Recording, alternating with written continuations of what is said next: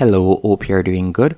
In this tutorial, I'll be showing you how to send invoice to your client on PayPal. The first thing you will need to do once on your PayPal account, you're going to tap on Create an Invoice. After selecting Create an Invoice, you'll be redirected to this page. On this page, you can input your client's name or customer name better yet, and you're going to tap on Create New Customer.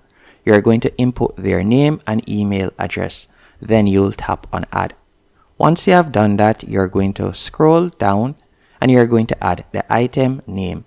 So you're going to tap right here, tap on Create New Item, and you can tap on Services, for example. So let's say you are a freelancer and you are working on their project or their task for a few hours.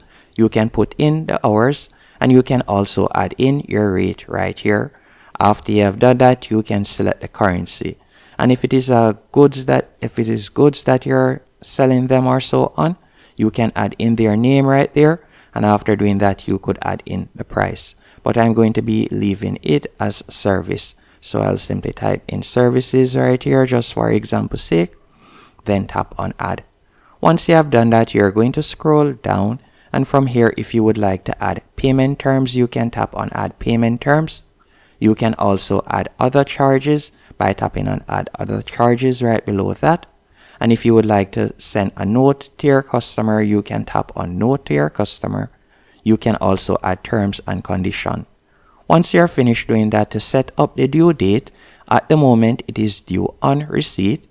If you would like to change that, you can tap on Edit in the top left hand corner. From here, you can tap on Due, and then you can select a due date. So you can change it if you want.